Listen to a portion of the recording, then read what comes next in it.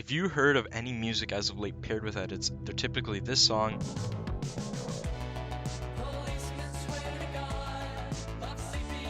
or maybe this song.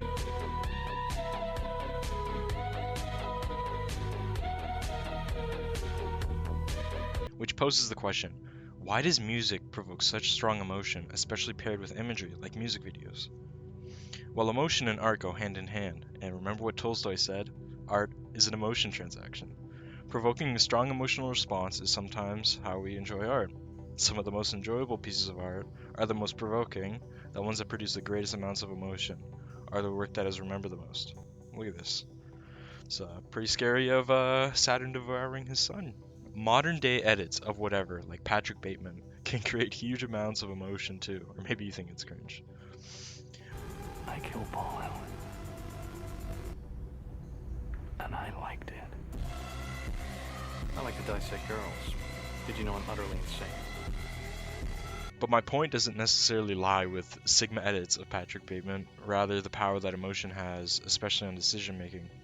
Of course, there's no underlining message in an edit like a propaganda piece would have, but there's emotion, and where there's emotion, there can be a message.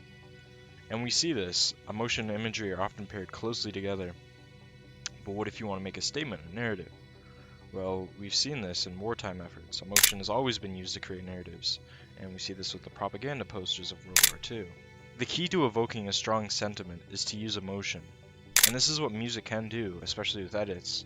I wouldn't be surprised if the next way propaganda is used are video edits, especially with the digital age. There's no need for posters, for videos can create stronger emotions. After all, I mean, video is a bunch of photos, so imagine the power of that, right? 1,000 posters of propaganda in one video. And emotion and propaganda go hand in hand.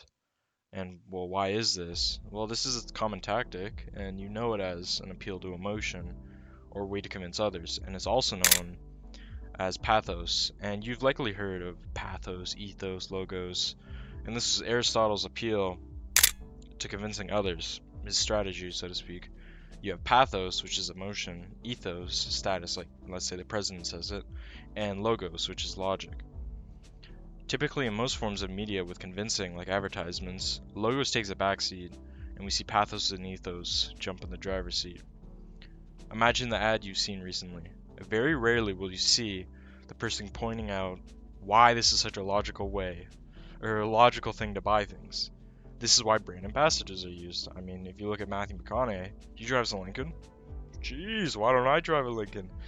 It's a good example of ethos. And we also see emotion, like pathos, being powerfully used, like let's say in gambling advertisements. Oftentimes the ads are geared to stir up your emotions, like what's your biggest dream? What would you do if you won $50 million? Buy a house? Start pursuing your dreams? This is a way gambling organizations advertise, and whether or not you agree with gambling or not, it's obviously profitable, otherwise, why would they advertise? They're not offering the person who's being advertised to a fair position. I mean, of course, it's a business, right? So they need to. And this is the reason why the house always wins. The house always has an edge, so you're never in luck, and that's why they do the advertising. So they're never going to tell you the logic behind it. I mean, if a casino told you didn't have odds, would you really gamble in it? I mean, maybe, but whatever. There's different ways of advertising, right? And we also see this with news media organizations, which tend to push emotion in places where there's not necessarily a need for emotion. Editorials are usually where opinions are given, but oftentimes now it seems like news is more editorialized, not being as unbiased as they should be, or as they could be, rather. Media before was never as sensational, but as of late, it's another source of entertainment, another way to provoke emotion, just like those images of wartime efforts. Nightcrawler is a great jump into this, especially if you like thrillers with a emotionless Sigma protagonist. But yeah, media now is sensational, right? Like you don't get the facts, logos, all delivered to you. No, they kind of like digest it for you, then spit it out on a plate for you to eat. And maybe this is okay, but I don't know. When when you see how media has gone away from trying to be as unbiased as possible so you can make the decision, to having now a huge stake in the message they're saying, I don't think it's as fair to the viewer.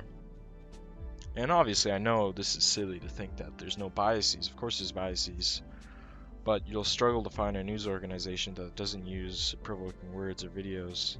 But this wasn't always the case. Now, often more than not, the news will abuse your emotions, trying to get you to consume the more sensational content.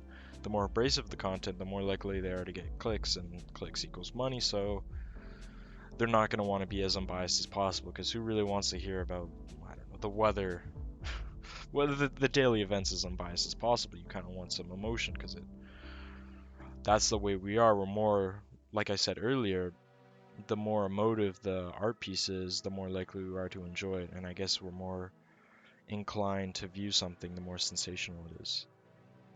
And emotional manipulation is an important way to get people to act or think in a way they'd be unlikely to participate in. And this is often the reason why propaganda is fundamental during wartime, during times of uncertainty, in order to either promote morale or to promote that the fight that is being fought is the correct fight.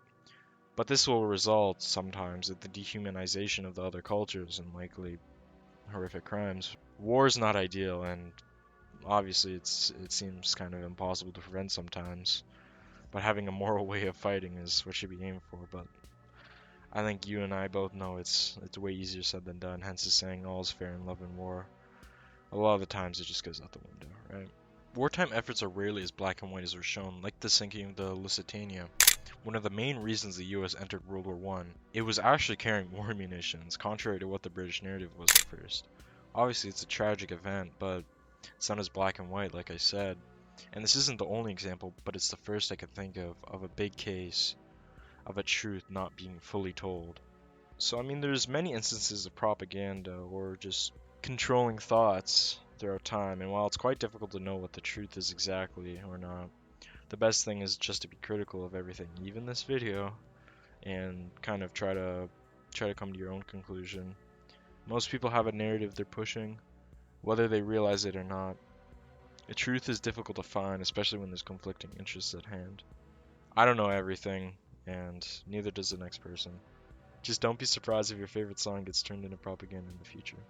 Remember, you are not immune to propaganda. Thank you.